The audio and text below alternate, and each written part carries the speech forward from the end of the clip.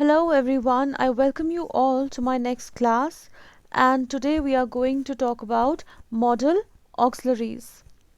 अगर मैं आपसे कहूँ कि ये मॉडल ऑक्सिलरीज होते क्या है, ये वर्ब का ही एक टाइप है. लास्ट टाइम जब मैंने आपको वर्ब्स के बेसिक्स पढ़ाए थे, मैंने आपसे कहा था एक तो ऑक्सिलरी वर्ब्स होते हैं और मेन वर्ब्स होते हैं which are the principal verbs, isn't it. एक और टाइप है that is the modal auxiliaries, लेकिन ये ऑक्सिलरी वर्ब का ही टाइप है. ठीक है, जैसे ऑक्सिलरी वर्ब्स क्या होते हैं, वन सेकेंड, जैसे ऑक्सिलरी वर्ब्स क्या होते हैं, helping verbs, isn't it. Similarly models भी क्या होते हैं, ये भी हेल्पिंग वर्ब्स ही होते हैं, जहां पर ऑक्सिलरी वर्ब आपको टेंस और वॉइस बताते हैं एक पर्टिकुलर सेंटेंस का. तो मॉडल क्या करता है, वो आपको मूड बताता है एक पर्टिकुलर सेंटेंस का. कौन सा सेंटेंस एक्टिव वॉइस में लिखा गया है, कौन पैसिव वॉइस में लिखा गया है, ऑक्सिलरी वर्ब आपको बताता है. And what is the tense of the particular sentence, whether it is written in the past tense, present tense और in future tense, वो भी आपको कौन बताता है, ऑक्सिलरी वर्ब.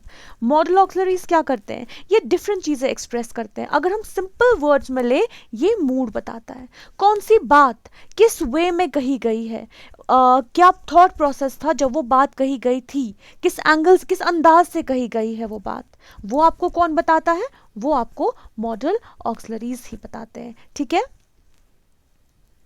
ये क्या एक्सप्रेस करते हैं एक सेंटेंस में, दे एक्सप्रेस फ्यूचरिटी, दे एक्सप्रेस फ्यूचरिटी, दे एक्सप्रेस प्रॉमिस.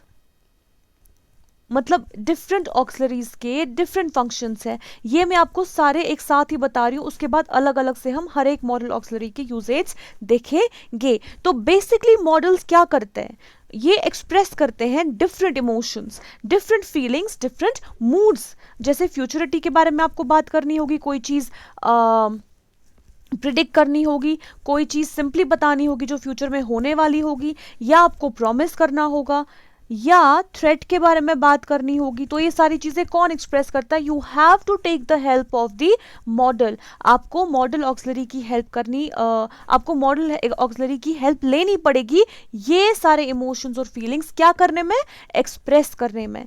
फाइन. थ्रेट, इसके अलावा determination, then ability, then permission. Permission आपको लेनी हो या देनी हो, दोनों ही एक्सप्रेस करने में आपको मॉडल ऑक्सिलरीज चाहिए होते हैं. पॉसिबिलिटी के बारे में बात करता है, हैबिट के बारे में बात करता है, किसी की हैबिचुअल एक्शन के बारे में, एडवाइस के बारे में, एडवाइस एक्सप्रेस करने में आपकी हेल्प करता है, सजेशन देने में आपकी हेल्प करता है, ऑब्लिगेशन बताने में या ड्यूटी एक्सप्रेस करने में आपकी हेल्प करता है, कोई चीज़ कितनी नेसेसरी है वो नेसेसिटी एक्सप्रेस करने में आपकी हेल्प करता है, विलिंगनेस, आपकी विलिंगनेस है कोई चीज़ करने में, या आप अगर किसी की विलिंगनेस जानना चाहते हो कि कोई ये काम करने के लिए विलिंग है, क्या उसकी मर्जी है, वो मर्जी जानने के लिए भी आपको किसकी हेल्प लेनी पड़ती है, मॉडल ऑक्सिलरी की. तो ये और भी कुछ फंक्शंस है इसके. तो ये सारी चीज़ें एक्सप्रेस करने में आपको किसकी हेल्प चाहिए होती है, आपको मॉडल ऑक्सिलरी की हेल्प चाहिए होती है. Whether you want to talk about futurity, whether you want to express promise, threat, determination, ability, permission, possibility, habit, advice, suggestion, obligation, duty, necessity, willingness, command also. तो ये सारी चीज़ें ये एक्सप्रेस करने में हेल्प करता है. अब हम इसके जनरल यूसेज देखेंगे. Before going on to the different modal auxiliaries, हम पहले इसके जनरल यूसेज देखेंगे कि आप मॉडल ऑक्सिलरी को एक पर्टिकुलर सेंटेंस में कैसे यूज कर सकते हो. ठीक है। सी, पहली चीज जो आपको यहां पे देखनी है दैट इज कि मॉडल ऑक्सिलरीज जो होते हैं आप उनको कभी भी as a principal verb use नहीं कर सकते हो।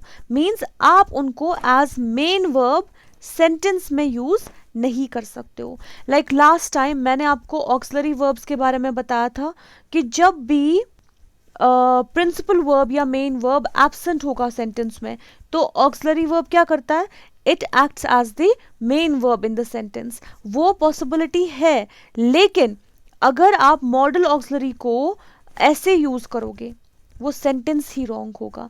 तो ये बात आपको याद रखनी है कि मॉडल ऑक्सिलरी जो है वो आप सेंटेंस में कभी भी as a principal verb use नहीं कर सकते हो, एज मेन वर्ब यूज नहीं कर सकते हो। ठीक, for example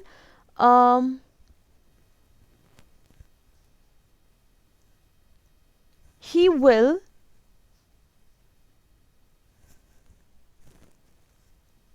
the party, he will the party। क्या इससे आपको कोई सेंस मिल रहा है? No, it is expressing the incomplete sense. आप इस सेंटेंस से कंप्लीट सेंस, आपको पूरा मीनिंग नहीं मिल सकता इस सेंटेंस से। क्यों? क्योंकि इसमें मेन वर्ब जो है वो मिसिंग है। आपको मेन वर्ब डेफिनेटली यूज करना है जब भी आप कोई मॉडल ऑक्सिलरी यूज करते हो। ठीक है, तो यहां पे we can write he will go to the party.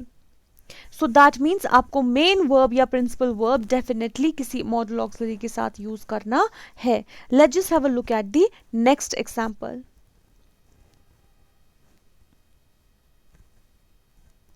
She might pass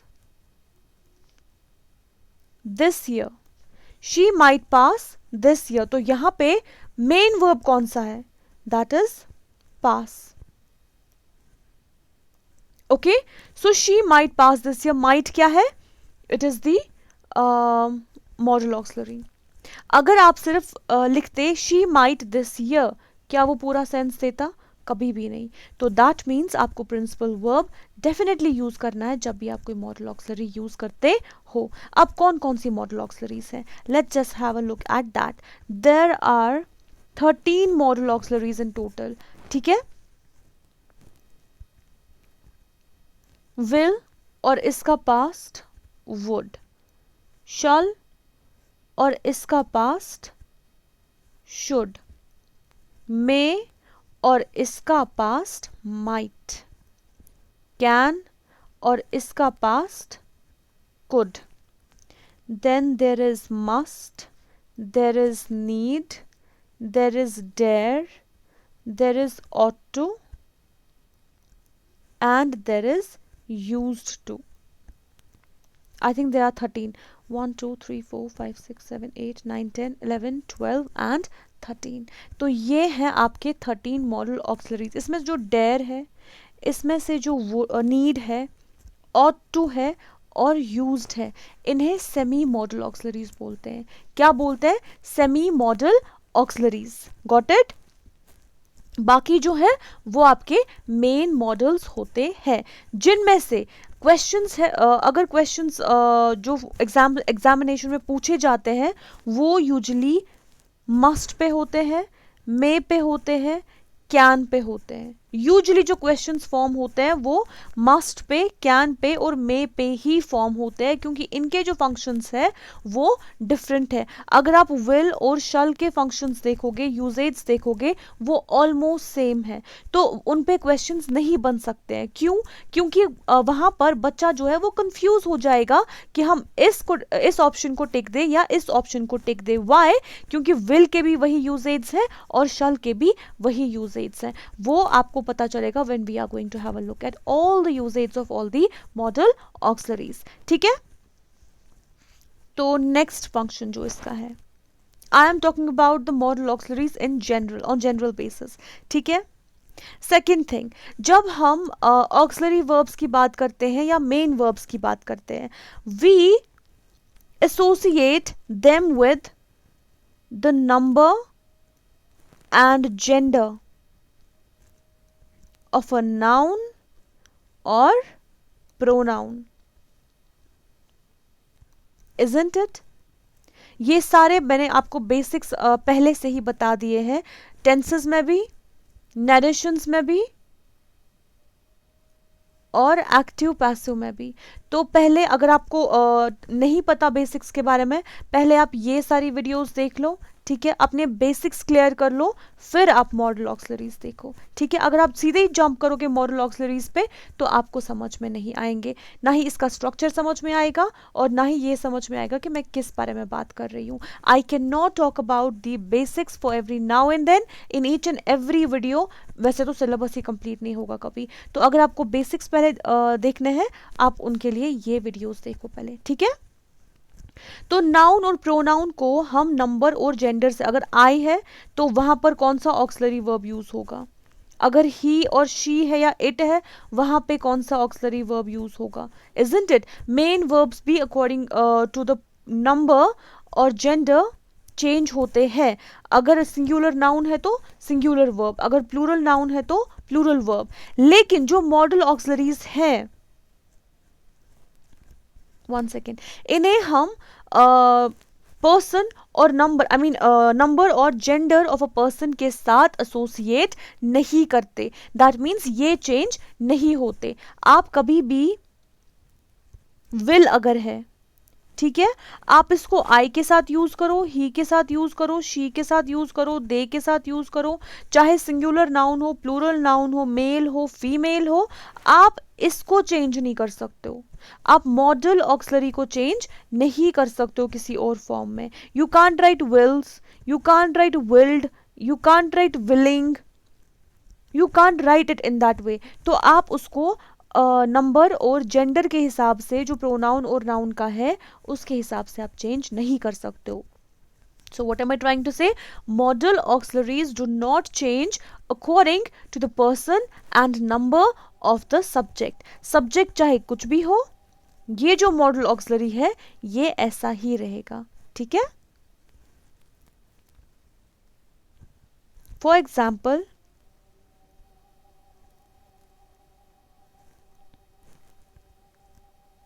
I will study hard. They will study hard. Teachers will do their work. Teacher will do her or his work. अब teacher यहाँ पे singular noun है, यहाँ पे plural noun है, क्या will में कोई चेंज आई? बिल्कुल नहीं। आई यहाँ पे सिंगुलर नाउन है, दे यहाँ पे प्लूरल प्रोनाउंस, आई सिंगुलर है, दे प्लूरल है, विल में कोई चेंज आई? नहीं।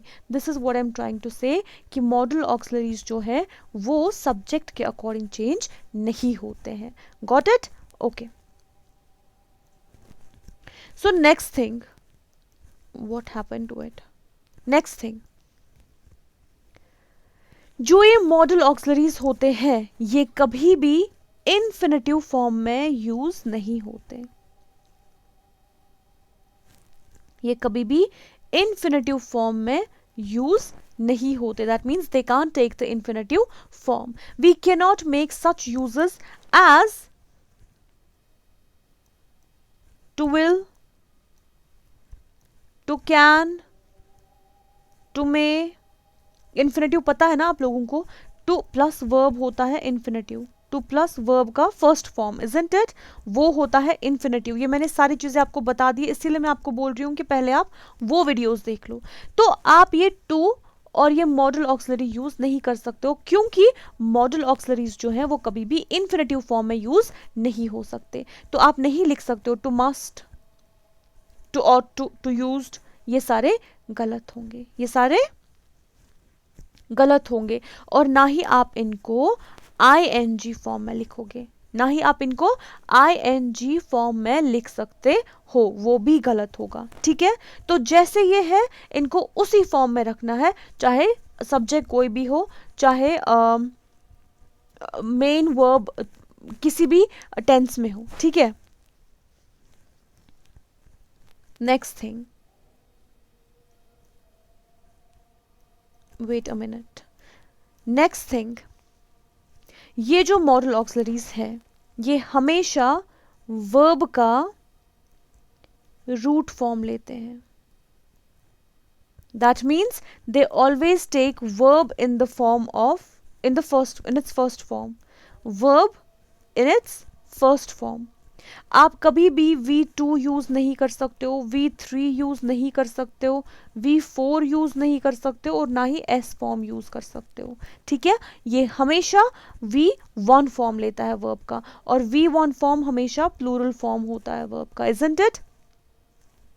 You can never write any other form of verb with any of the model auxiliary. कोई भी verb का फॉर्म जो है, जो बाकी 4 फॉर्म्स है verbs के, वो आप model auxiliary के साथ यूज नहीं कर सकते हो। For example, I will go home. You can take my lunch. You can take my lunch. अब देखो will के बाद क्या आया, go. go क्या है, ये verb का फर्स्ट फॉर्म है।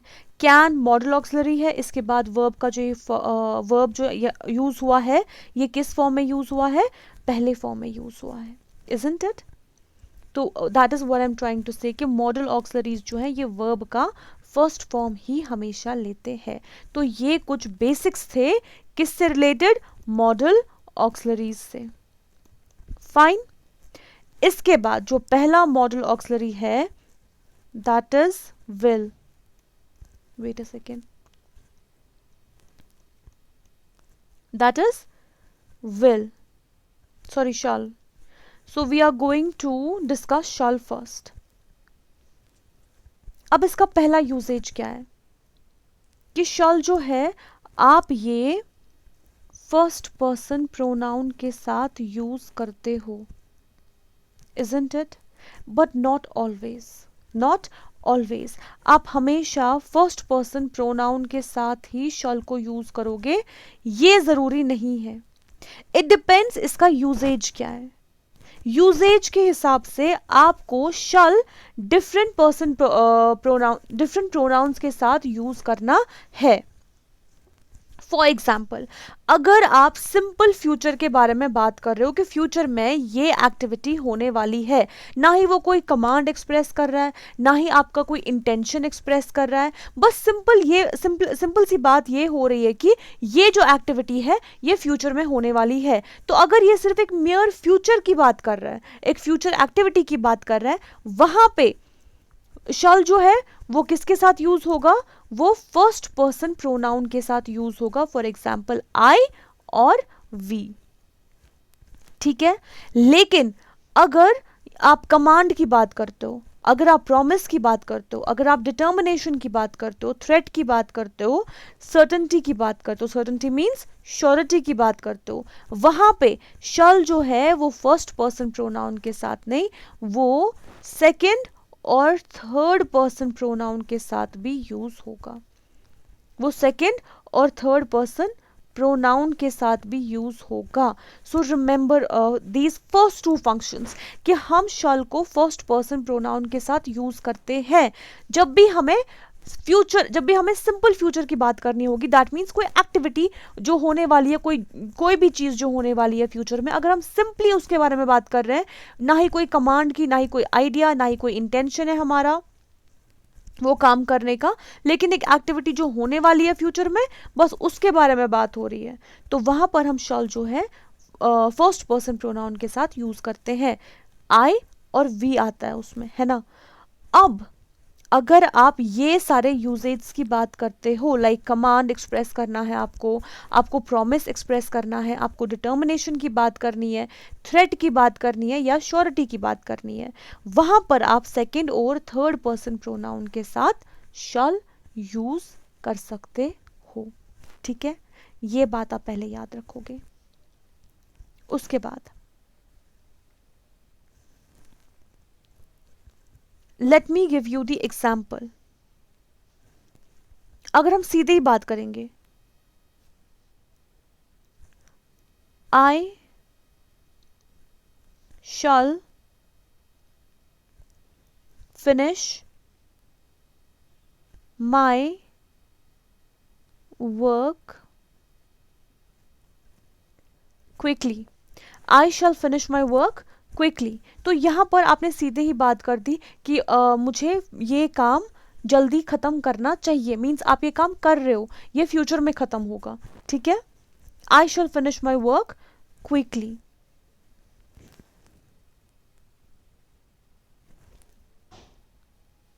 Next, we shall not be able to come। We shall not be able to come। हम सिर्फ अपनी बात कर रहे हैं यहाँ पे कि हम ये चीज़ जो है आगे नहीं कर सकते, लाइक हम नहीं आ पाएंगे, हम नहीं आ पाएंगे। तो यहाँ पर अगर आप अपनी बात कर रहे हो, सिर्फ फ्यूचर में जो एक्टिविटी होने वाली है या जो एक्टिविटी आप नहीं करोगे या नहीं कर सकते हो, वहाँ पर आप फर्स्ट पर्सन प्रोनाउन के साथ आई और वी यूज कर सकते हो। Got it. Next,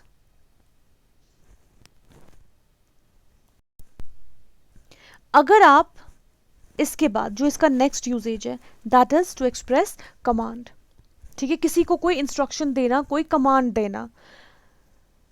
for example, तो मैंने क्या कहा, जब भी आप कमांड एक्सप्रेस जब आप कमांड प्रॉमिस डिटर्मिनेशन एक्सप्रेस करते हो, वहां पर आप सेकेंड और थर्ड पर्सन के साथ शैल को यूज कर, थर्ड पर्सन प्रोनाउन के साथ शैल को यूज कर सकते हो। For example, you shell do it.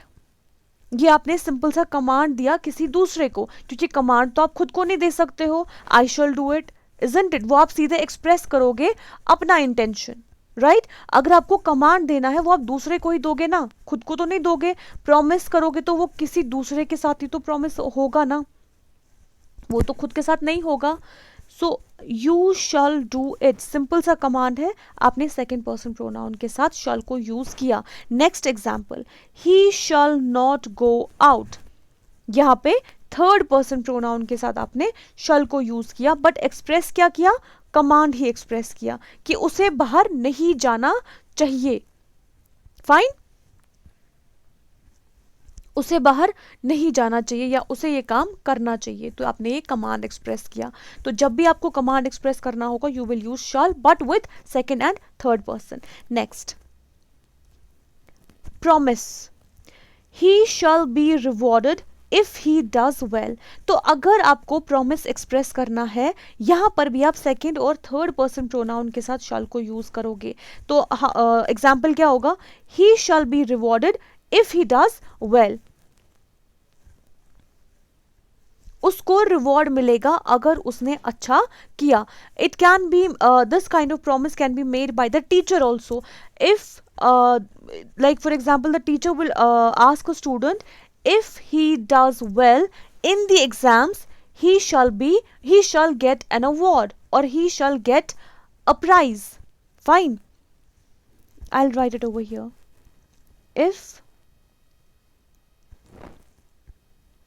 If you do well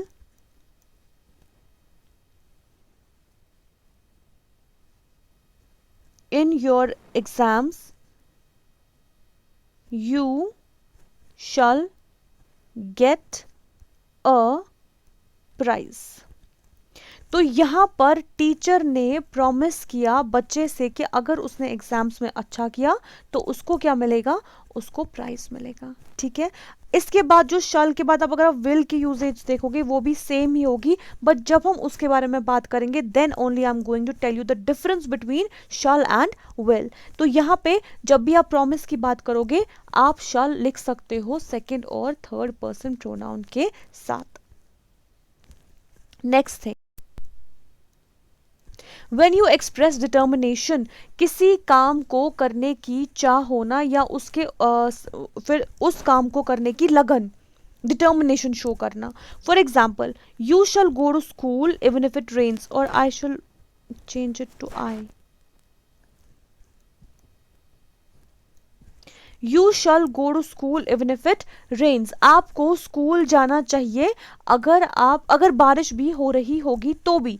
तो वो क्या एक्सप्रेस करता है? Determination towards the studies, towards the punctuality, anything. आपको स्कूल जाना चाहिए अगर बारिश हुई भी, तो that shows determination. Next sentence जो इसी डिटर्मिनेशन को एक्सप्रेस करेगा, she shall follow me come what may. क्या मतलब है इस सेंटेंस का? वो मुझे फॉलो करेगी चाहे कुछ भी हो. ये उसका डिटर्मिनेशन शो एक्सप्रेस करता है कि वो मुझे फॉलो करेगी चाहे कुछ भी हो, no matter what she shall follow मी.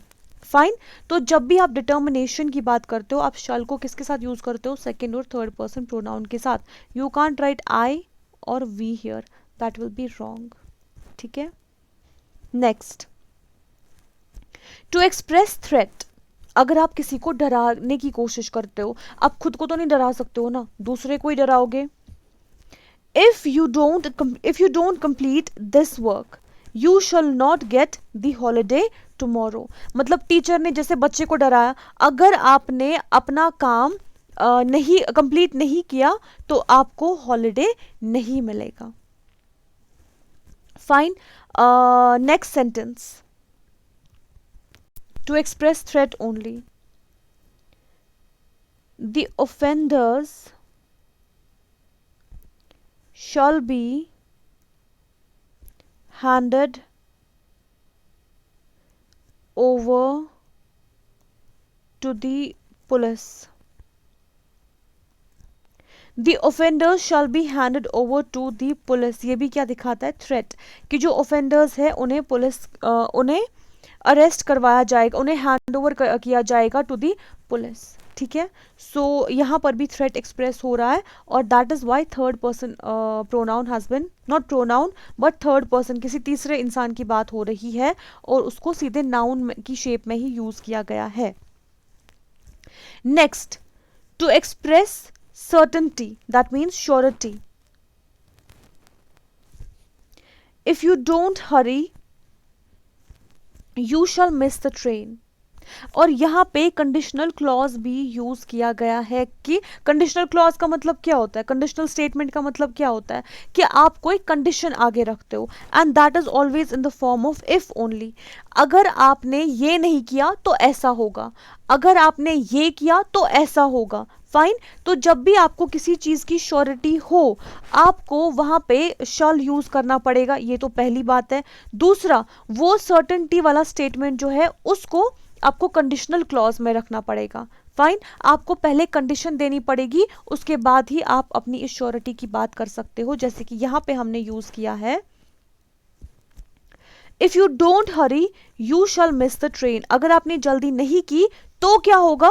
सो पहले कंडीशन कौन सी है? ये वाला स्टेटमेंट, कि अगर आपने जल्दी नहीं की फिर आप कॉन्सिक्वेंसेस के बारे में बात करते हो, और वो कॉन्सिक्वेंसेस के बारे में आप क्या हो?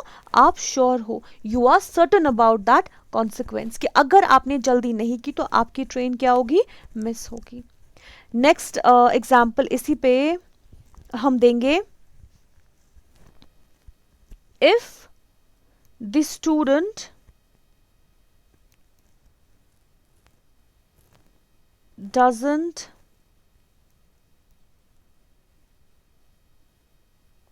work hard he shall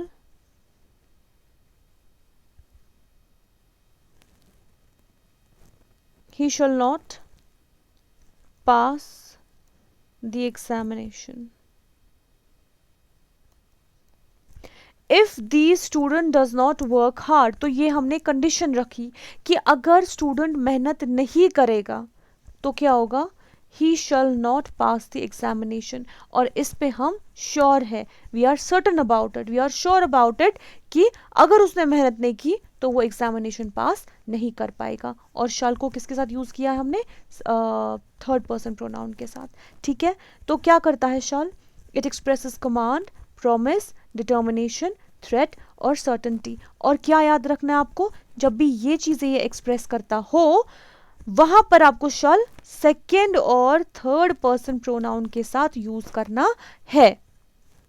अगर सिर्फ फ्यूचर के बारे में बात हो रही है, किसी एक्टिविटी के बारे में जो कि फ्यूचर में हम करने वाले हैं, ठीक है, वहां पर आपको शल के साथ यूज करना है, फर्स्ट पर्सन प्रोनाउन के साथ, दैट मींस आई और वी के साथ यूज करना है।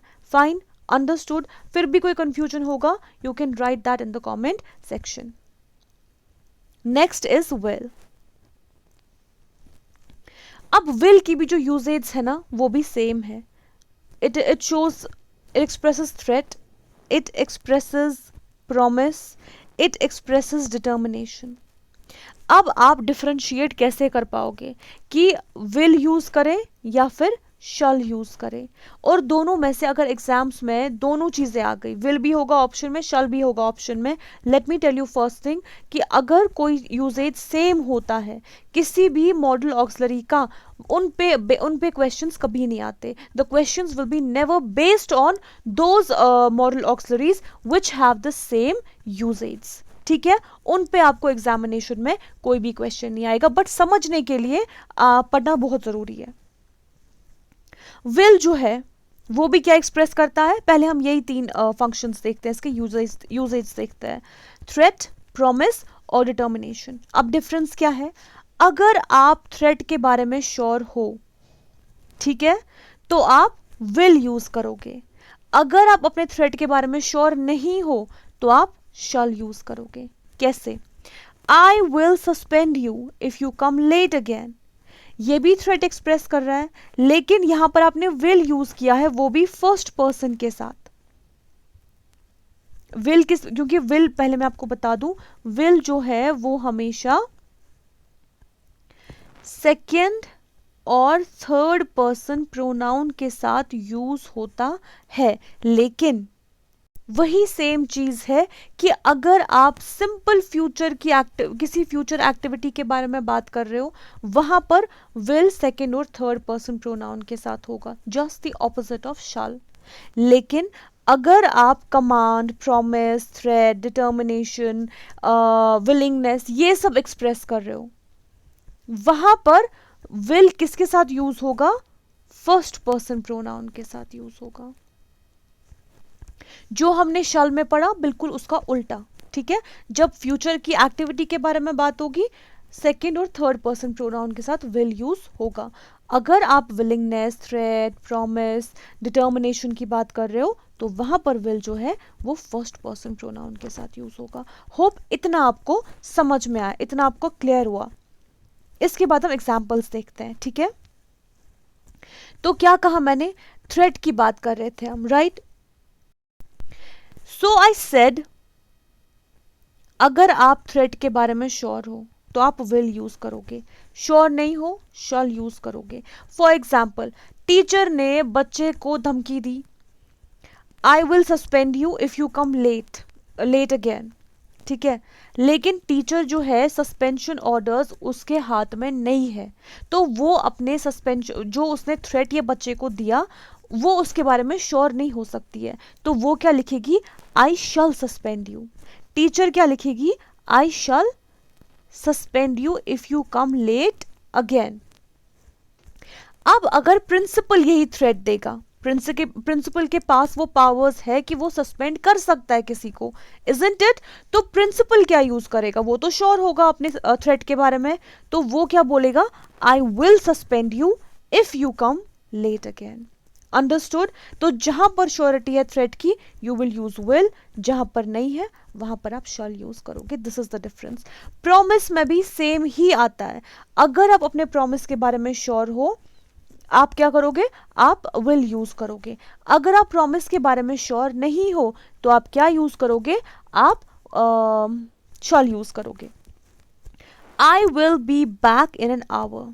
ठीक है, तो अगर आप इसके बारे में श्योर हो, आप ये प्रॉमिस तो कर रहे हो या आपका इंटेंशन है कि आप वापस आओगे 1 घंटे में, तो आप विल यूज कर सकते हो। अगर श्योरिटी नहीं है, आपको पता है मे बी जिस रास्ते से आप जा रहे हो वहां से बहुत ट्रैफिक होता है, ट्रैफिक जैम हो सकता है, कुछ भी हो सकता है, तो आप यहाँ पे शल लिख सकते हो। ठीक है, नेक्स्ट डिटर्मिनेशन। अगेन सेम चीज होगी, अगर श्योरिटी है आपकी डिटर्मिनेशन में, use will. If there is no surety in your determination, use shall. For example, I will do or die but pass my examination. मैं मरूंगा या कुछ भी, चाहे मैं मर जाऊं या नहीं, बट मैं एग्जामिनेशन पास करूंगा. ठीक है, इट शोज योर डिटर्मिनेशन. जैसे पिछला सेंटेंस मैंने आपको बताया था, आई शल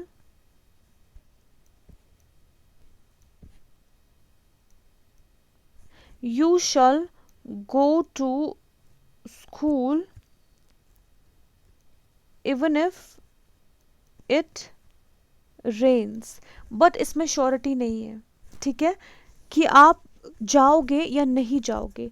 हो सकता है आप बीमार हो, लेकिन कल तक कंडीशन कुछ भी होगी. ठीक है, आप जा भी सकते हो, नहीं भी जा सकते हो, but you are determined to go.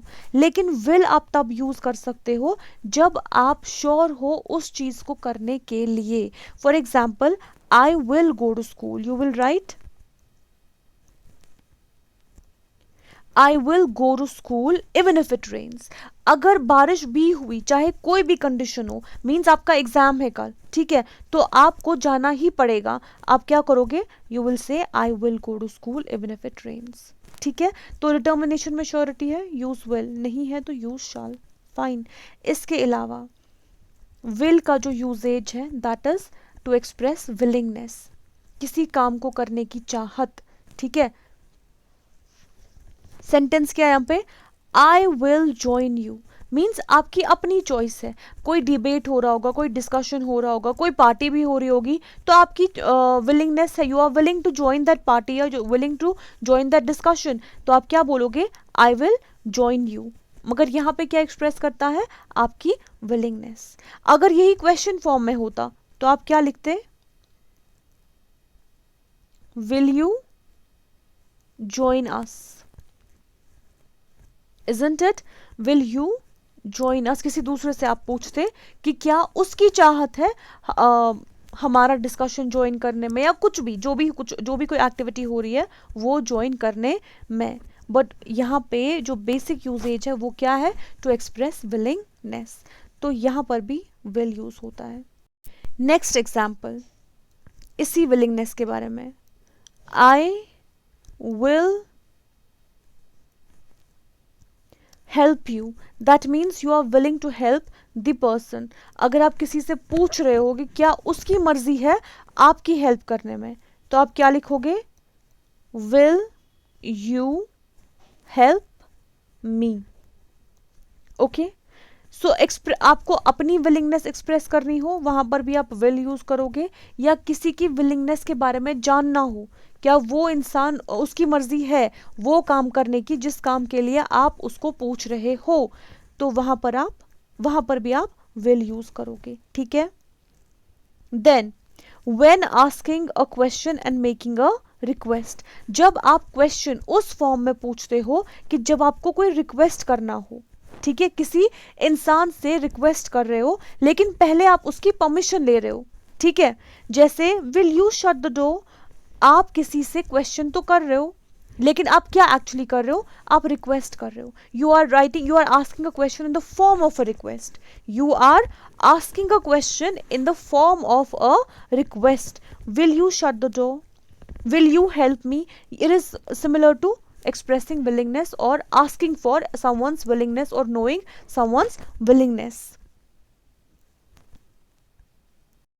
Next, इसी पे बेस दूसरी example, will you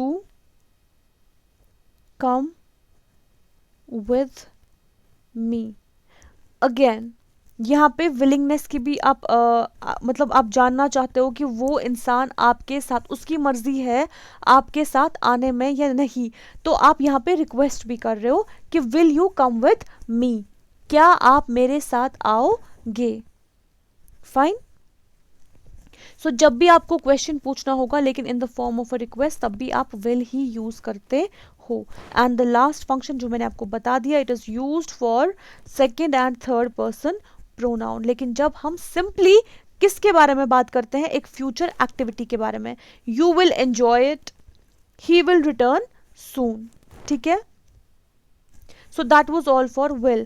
Hope you have understood this lecture. We are going to talk about rest of the modal auxiliaries in the next video. Till then, take care. Allah Hafiz. Bye bye.